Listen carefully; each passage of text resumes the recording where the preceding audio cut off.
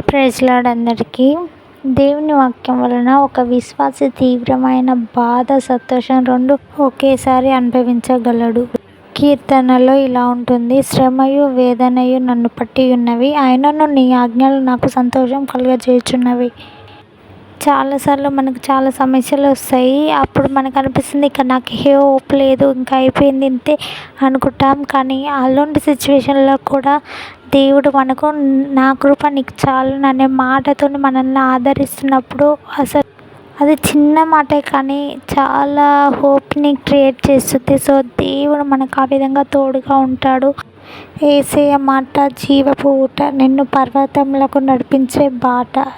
ఈ సత్యాన్ని గ్రహించి పరిశుద్ధ గ్రంథాన్ని ధ్యానించగలిగితే ఆ వాక్యము శాశ్వతమైన సంతోషాన్ని ఇస్తుంది, నీ జీవితాన్ని వెలిగిస్తుంది, నెమ్మదిని ఇస్తుంది, ఆదరణ ఇస్తుంది, ప్రోత్సహిస్తుంది, జీవింపచేస్తుంది, ఆ నిత్య రాజ్యానికి చేరుస్తుంది.